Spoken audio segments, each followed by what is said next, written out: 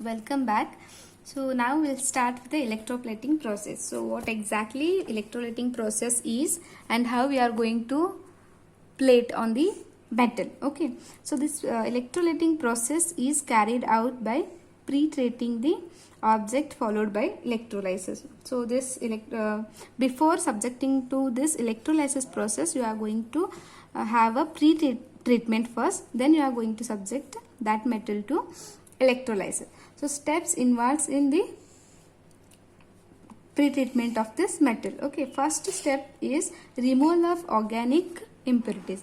So here we are going to remove the organic impurities like grease and some of the organic impurities on the metal surface by treating that with the organic solvents. You are going to remove these impurities. Okay, so those organic solvents are like isopropyl alcohol, trichloroethylene, perchloroethylene, and etc. Okay, so second step is pickling. That pickling is nothing but removal of oxide layer. As you know, when metal undergoes corrosion, it is having some oxide layer on the metal. So that oxide layer is being removed by using 10% of sulfuric acid, H2SO4. Okay, so that is pickling.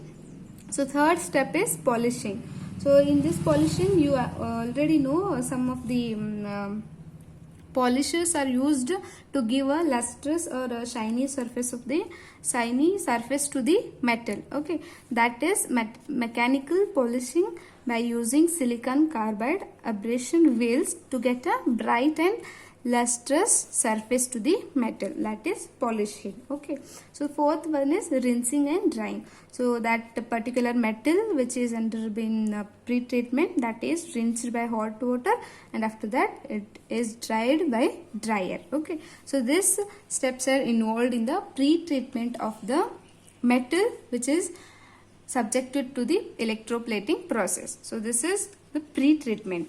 So let us start with this electrolysis process. Okay, in this, after this pre-treatment, so the anode and the substrate are connected to positive and negative terminals of the bar which is placed in the electrolyte. Okay, so you need to maintain a particular temperature. So voltage is maintained to have a current which is required, and thickness in this process, by using this electrolysis process, we can have a thickness of the metal, or can achieve the thickness from range of 0.01 meter to 100 meter. Okay, and even the time required for this particular electrolysis process may vary from few seconds to 30 minutes also. Okay, and this is about the electrolysis process which metal is undergoing to electroplating process. We need to maintain some conditions in this case.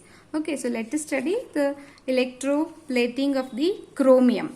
So particularly you are plating a chromium metal, that is electroplating of chromium. So here you have a two purpose. Chromium is plated to have it for two purpose, that is one is so welcome back. In this video, we are going to study electroplating of chromium. Okay, so particularly you are taking chromium metal and you are having the electroplating by process of electrolysis. Okay, so this is done by two purposes. So one is decorative purpose and second one is hard purpose. So I have chalked out in short.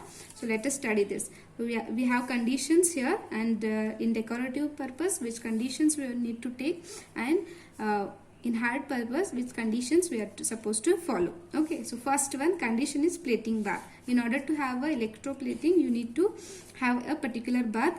That particular bath is nothing but mixture of chromic acid, that is CrO3, and sulfuric acid, H2SO4. So this should be in 100:1 proportions. If you take 100 ml of chromic acid, then you are supposed to take 1 ml of this sulfuric acid. That's your plating bath. In hard purpose also you need to use same plating bath. That is nothing but this chromic acid and H2SO4 in 100:1 proportion. And operating temperature. So in operating temperature is little different here. So it varies 45 degree to 60 degrees Celsius. Here you need to operate in a temperature of 43 to 66 degree Celsius. The third is current density. Current density also here varies from decorative to hard, that is 100 to 200 milliampere centimeter square, and here 215 to 430. Okay. So next is current efficiency is also varies, that is 8 to 12%, here 10 to 15%. Okay, pH. So pH maintain the same, that is pH is nothing but this is acidic medium, you can say, that is 2 to 4 should be pH. The same pH is maintained here also. And here anode. Anode is also same for both, that is insoluble anodes, like this is lead, antimony, PbSb, or lead ASN, that is tin, coated with the lead oxide PbO2, or it may be coated with a stainless steel. So this is taken as your anode in both the cases. It may be decorative or it may be hard. Okay. Cathode. Cathode also the same here, that is object which is to be plated, that is considered as cathode, and here in hard purpose also you need to consider the same. And this is your application, that these conditions are used for decorative purpose, and that corrosion resistance finish, to give corrosion resistance finish, and in this case engineering industries. So here see, as when you want chromium as just a decorative surface, you need to maintain these conditions, that is low temperature and low current density and low current efficiency as compared to hard. Here you are having operating temperature high, current density is also high, current efficiency also high, because we are going to have a thick surface of the particular metal on the chromium. That's what you are using this chromium as in a engineering industries. Okay, this is all about the conditions. So let us start with this reactions. So which reactions are undergoing here? So at anode, as you know, at anode oxidation takes place. Okay, so this chromic oxide which is you are having in plating bar, that reacts with water and that gives you chromic acid H2SO4. So this get combines, chromic acid and water gives you chromic acid. So this chromic acid, that is H2CrO4, that decomposes to give a dichromic acid H2Cr2O7 along with the water it gives. So this can be written as, this dichromic acid also written as Cr2O7 2 minus, as it is having H2, you can also write as -2, and that is nothing but 2H plus along with this H2O. So this totally, this compound is written like this. Okay, so this ion of chromic acid that absorbs 14 hydride ions along with the electrons, and that gives you chromium which is in the +3 oxidation state along with the 7 molecules of H2O, and this chromium absorbs again 3 electrons and it gives a pure coating of a chromium.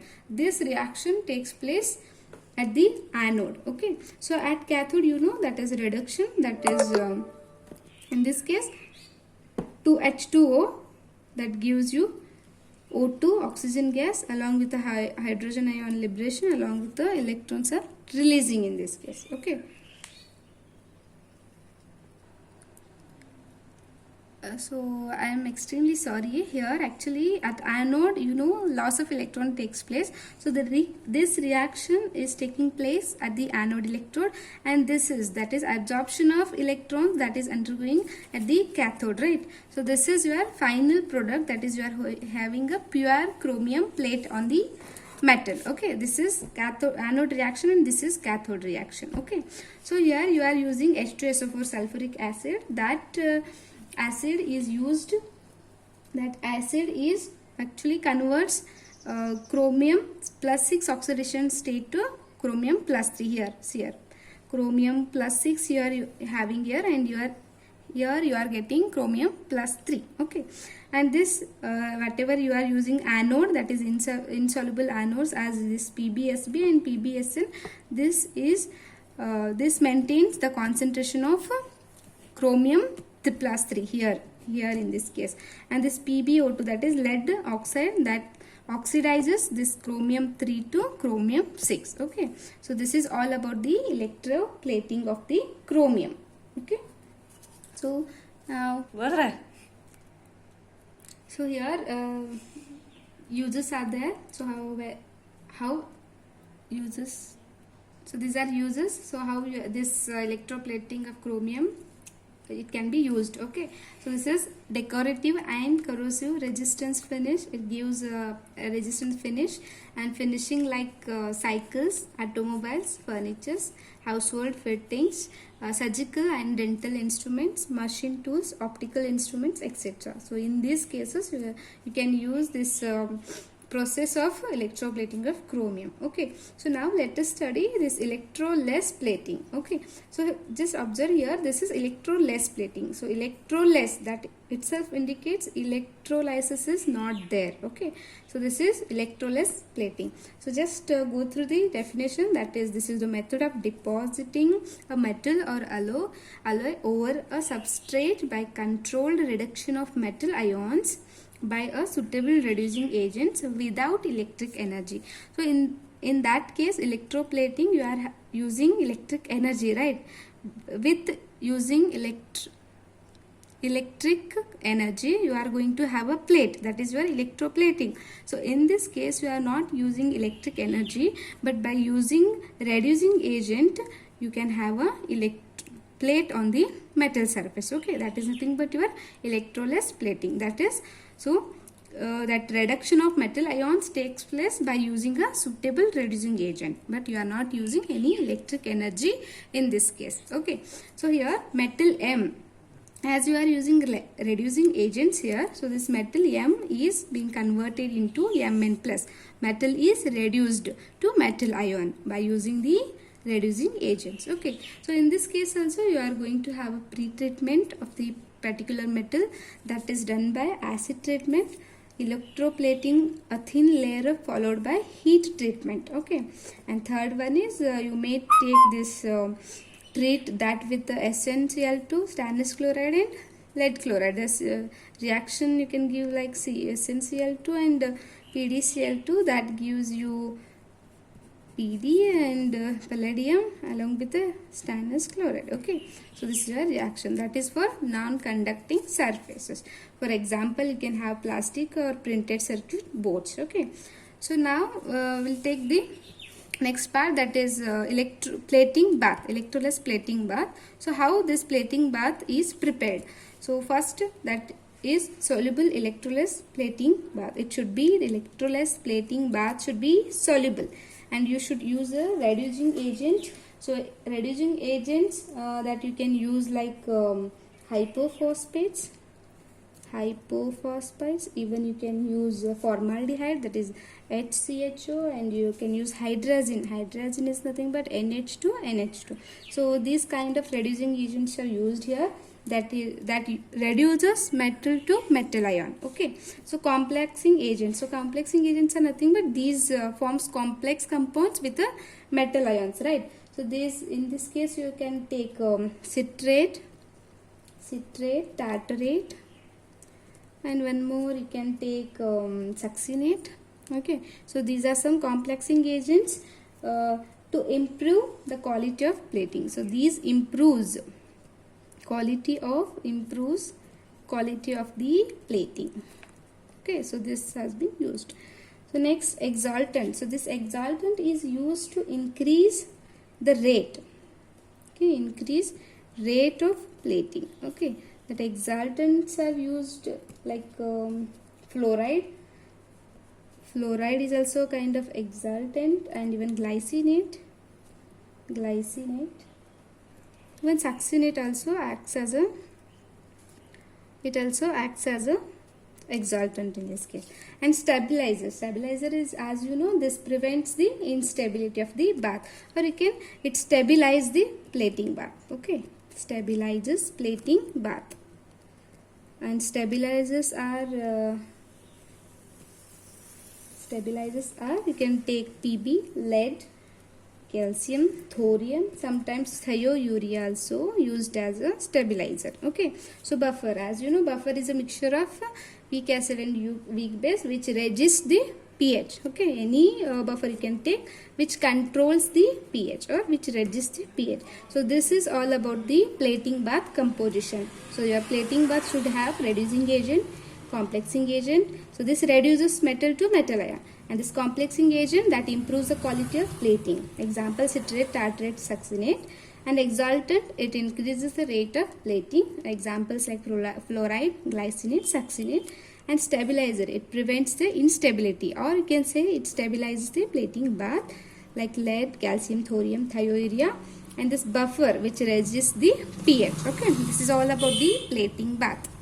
So let us study this advantages of this electroless plating. So it doesn't require any electric power, as I was giving definition, then that time only I have told it need not any electric power, because you are using reducing agent in this case. Okay, so second one is semiconductors and insulators like plastic can be coated. In this case you can have a cover or coat of a metal on the plastic also. And third one is good throwing power, hence uniform coating is achieved. So your plating should be uniform, right, in order to prevent the corrosion. So this gives a uniform coating. And fourth one is plating is harder than electroplating. In this case, as you are using reducing agents in this case, so plating is little harder as compared to electroplating. And deposits have unique chemical, mechanical and magnetic properties as compared to electroplating. Okay, so these are advantages. So let us study how electroless plating of copper takes place. Okay, so before starting with this electroless plating, we are going to activate that metal, okay, by these steps, that is removal of oil or grease by treating with the organic solvent. This is nothing but you can call pre-treatment. Okay, pre-treatment is done by treating with the organic solvent to remove oil or the grease. Okay, and again as I told, non-conductors or insulators is been treated with a mixture of this stannous chloride SnCl2 plus PdCl2 that gives a palladium coating. Okay, so this is about activation. So we'll study with the plating bath. Okay, how this plating bath is prepared. So bath, this bath is prepared by copper sulfate. This is copper sulfate that is to be taken for 12 gram per liter. Okay, reducing agent, this is formaldehyde. You are supposed to take 8 gram per liter. And buffer, that is NaOH, 15 gram per liter.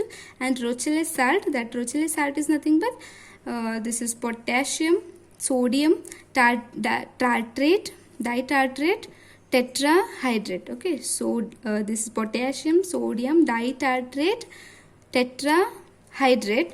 This is nothing but a double salt of tartaric acid, you can say, that is to be taken 14 gram per liter. And the complexing agent you are taking, that is EDTA. As you know, EDTA is a very good complexing agent. This is used in this plating bath, that is per 20 gram per liter. And the pH maintained is 11, that is you can say this is basic medium. And the temperature 25 degrees Celsius. Okay, so I think 250 Celsius they have given, but it is not correct. It is 25 degrees Celsius. You can take it as room temperature. Okay.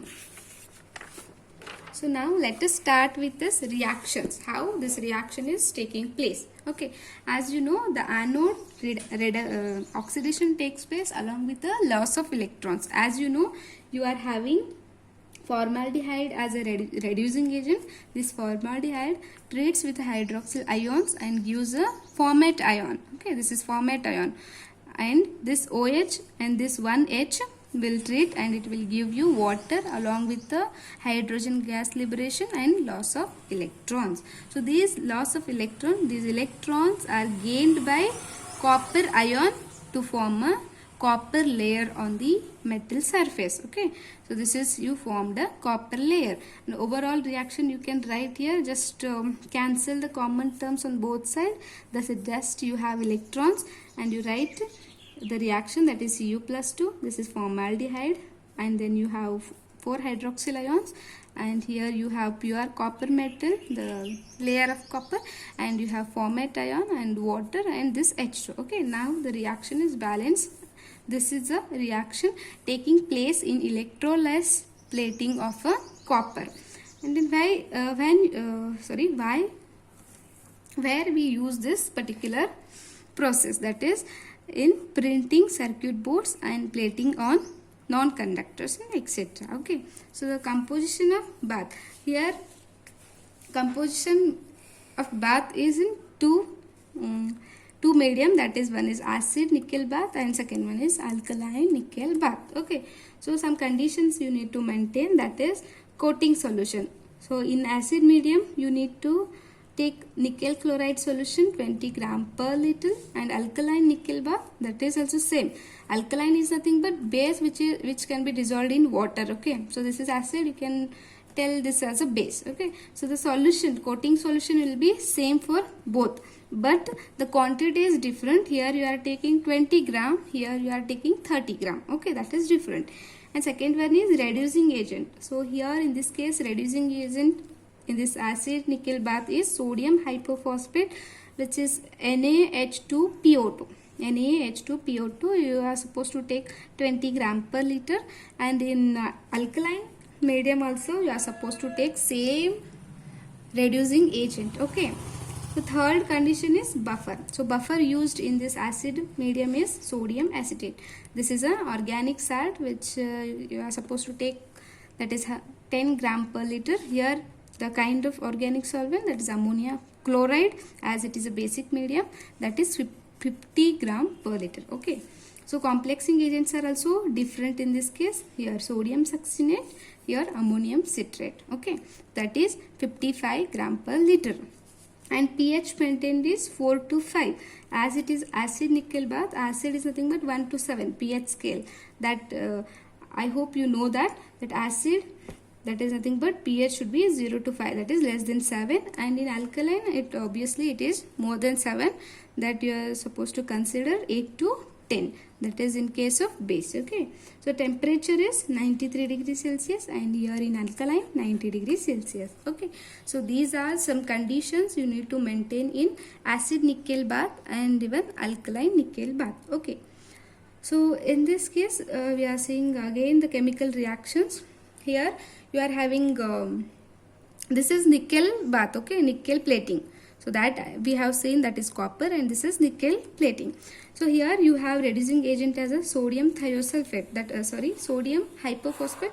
That sodium hypophosphate also can written as H2PO2 minus, because it is having Na, which is having oxidation state of 1. That 1 can be written like this also. Okay, so at anode what happens? The loss of electron takes place, that is oxidation takes place. So this hypophosphate ion that combines with water molecule and gives H2PO3 minus plus 2H plus, and the loss of electrons. Okay, and that electrons is absorbed by this particular nickel metal ion and gives you pure nickel coating on the metal surface. Okay, this is your product. And net reaction, as you know, cancel each same term, and you have H2PO2 2 minus and H2O, and you have nickel, pure nickel, and your H2PO3 minus, that is dihydrogen phosphate ion you can call, and along with the 2 hydride ions released. Okay, here buffer you have used. That buffer why you have used? Because as you know, when you add acid or base, the pH changes, right? pH varies. In order to know the pH correctly, that pH decreases in this case. So in order to find the pH, you need to use the buffer. Okay, so next, the last part, that is we'll see the advantages of this. So this gives a better corrosion resistance as compared to electroplating, and even it can form a harder surface with a better wear resistance. It gives harder surface to the metal. Okay, so this application, some of the applications we can see here, that is it is being used in pumps, valves, shafts, gears, vessels, tools, and also it is the nickel plating is used in a decorative purpose also, And the third one is automobile fields, and in domestic purpose also we can use this electroless plating of a nickel. Okay, this is all about the electroless plating of a nickel. So last concept we are going to study in this chapter, that is distinguish between the electroplating and electroless plating. Okay, so we have some properties here. This is electroplating and this is electroless plating. First one is driving force. So in this case, as I told, power supply or electric energy is a driving force. In this case, we are using reducing agent. You can say autocatalytic redox reaction, in which you are using reducing agent. And anode reaction, as you know, the metal is undergoing oxidation that forms metal ion along with the loss of electrons. Here, the reaction that it gives oxidized product and along with the liberation of electrons. And cathode reaction, the reverse process of this, as you know, this metal ion gains electrons and gives the metal, but the cathode reaction is same for both the reactions. And site of anode reaction is separate anode is to be used. In this case, here electroless plate, the metal or the article which is to be plated, that is used as a anode in this case. Here for electroless plating, site of cathode will be article which is to be plated. So remember, in electrode plating, article which is plated, which is to be plated, that is taken as a cathode, but in electroless process, article which is to be plated, that is taken as a anode. So this is exactly reverse to each other. Okay, so in this case, article is to be plated, that is with the catalytic active surface. Okay, so sixth one is nature of deposit. So after having this electroplating, we are going to have a surface of a pure metal. Okay, and here it may be contaminated layer. Okay, that is coating may be contaminated. So throwing power in this electroplating, that is not satisfactory, but in electroless process it is good. Okay, so application, this electroplating is used for only conductors, but the electroless process is used for both conductors and the non-conductors. Okay, so this is all about the electroplating and electroless plating distinction. Okay, so in this chapter, in this metal finishing, you are gone through some important concept like metal finishing and technological importance, and you have studied the polarization, over voltage, decomposition potential. After that, you have studied electroplating of chromium, that is very important for 5 marks. And then next you have learned electroless plating of nickel, that is also very important for your exam. And then next that hard purpose and decorative purpose of chromium, that is very important. And lastly, this is very important, that is distinction of electroplating and electroless plating. So here your second model ends. I hope you understood all the concepts. Thank you.